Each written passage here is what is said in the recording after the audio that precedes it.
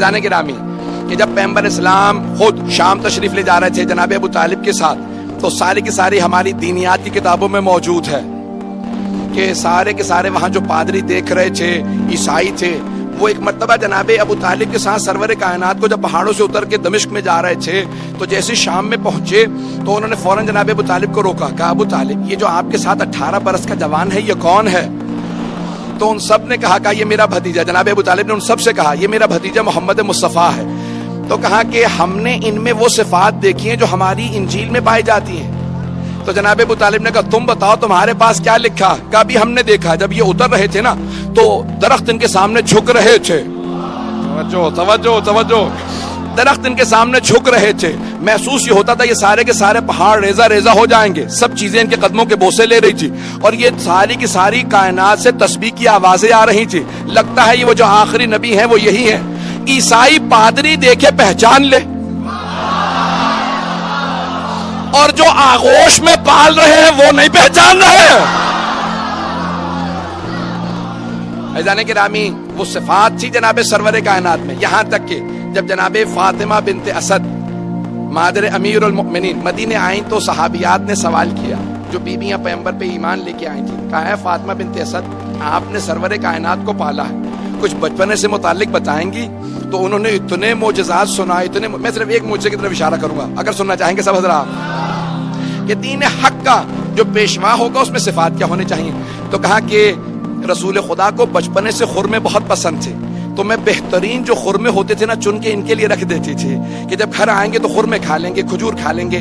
کہ ایک دن میری آنکھ لگ گئی، دوپہر کی گرمی تھی کیونکہ پیغمبر کو آنے میں دیر ہو گئی، تو جیسے پیغمبر گھر آئے تو اچانک کچھ دیر بعد میری آنکھ کھلی، کہا رسول خدا کے آنے کا وقت ہو گیا، تو آپ نام لیتی تھی، کہا کہ بھی محمد کے آنے کا وقت ہو گیا۔ کہا میں اٹھی فوراً صحن میں گئی کہ میں خرمے جو پک جاتے تھے وہ گر جاتے تھے وہ جمع کر لوں اور دھو کے رکھ دوں۔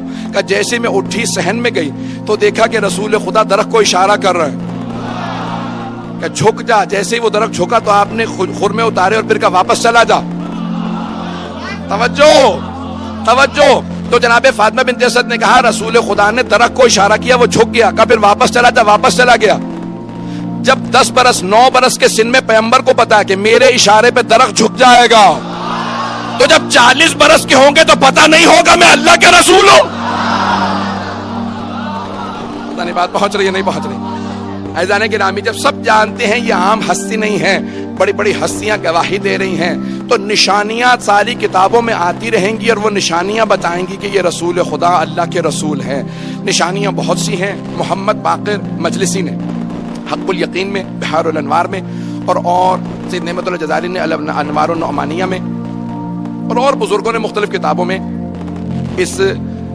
ان معجزات کو درج کیا ہے۔ میں پیش کرنا چاہ رہا ہوں بہت جلدی کہ سرور کائنات کے جسد مطہر کے اندر معجزات کو لکھا گیا ہے کہ وہ آخری نبی آئیں گے، ان میں کچھ صفات ہوں گی، ایسی صفات ہوں گی جو کسی اور میں نہیں تھی۔ جتنے معجزات اللہ نے سارے انبیاء کو دیے ہیں اس سے زیادہ معجزات سرور کائنات کو عطا کیے ہیں، اور ان معجزات سے پتہ چلے گا کہ یہ اللہ کے بھیجے ہوئے رسول ہیں۔ وہ معجزات بتائیں گے تو اب 24 معجزات جسد مطہر میں ہیں، رسول اسلام کے جسم مبارک میں ہیں، جسد مطہر میں ہیں، رسول اسلام کے جسد مطہر کے اندر 24 معجزات علماء نے درج کیے ہیں۔ سننا چاہیں گے تو میں پڑھوں گا۔ جسم مبارک میں علماء نے لکھا رسول اسلام کے 24 معجزات کا، جہاں سے بھی رسول خدا گزرتے تھے سر پہ ایک ابر رہتا تھا، ایک بادل رہتا تھا، کیونکہ خالق کو یہ برداشت نہیں تھا کہ ان کے سائے پہ کسی کے پاؤں آ جائے،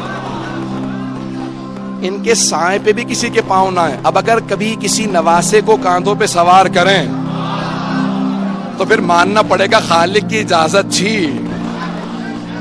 میں بہت تیز سے گزروں گا۔ تو پیغمبر اسلام نے پیغمبر اسلام سے متعلق 24 معجزات علماء نے درج کیے ہیں۔ پہلا، سر پہ ہمیشہ ابر رہتا تھا، ایک بادل رہتا تھا۔ دوسرا، قد آور سے قد آور آدمی جب پیغمبر کے سامنے آتا تو رسول اسلام سر سے لے کے گردن تک اونچے نظر آتے تھے۔ کوئی بھی بلند قامت سے بلند قامت آدمی پیغمبر کے سامنے آتا تو سر سے لے کے گردن تک چھوٹا نظر آتا تھا۔ پیغمبر بہت زیادہ لمبے نہیں تھے لیکن وہ آدمی پھر بھی چھوٹا نظر آتا تھا۔ صحابہ کہتے تھے یا رسول اللہ یہ کیا ماجرا ہے؟ کہا میرے خالق کو منظور نہیں کوئی مجھ سے اونچا نظر آئے۔ لوگ ہیں یا نہیں؟ یہ دوسرا معجزہ بھی میں نے صرف پیش کیا ہے۔ تیسرا معجزہ علماء نے لکھا ہے، کہا کہ آپ کا جو پسینہ تھا اس سے خاص خوشبو آتی تھی جو نہ کسی گلاب میں تھی، نہ کسی پھول میں تھی، نہ کسی عطر میں تھی. آپ کے پسینے سے خاص خوشبو آتی تھی. توجہ ہو، پسینے سے خاص خوشبو آتی تھی، جسم مطہر سے خاص خوشبو آتی تھی. ایسی خوشبو آتی تھی کہ جہاں سے آپ گزر جاتے تھے 1 سے 2 دن تک کافر و مشرک جب وہاں آتے تھے تو سونگ کے بتاتے تھے لگتا ہے محمد گزرے ہوں گے. تو دوسرا پوچھتا کیسے معلوم؟ کہ وہ جو خوشبو ان کے بدن سے آتی ہے نا وہ اس جگہ سے آ رہی ہے. اب سمجھ میں آیا یہ حدیث کساء میں جب دونوں شہزادے گھر میں آتے ہیں تو جناب سیدہ سے کیوں کہتے ہیں انی اشم عندک رائحۃ طیبۃ کأنہا رائحۃ جد رسول اللہ. مادر گرامی آپ کے پاس سے ایسی خوشبو آ رہی ہے جیسے نانا کے بدن سے آتی ہے.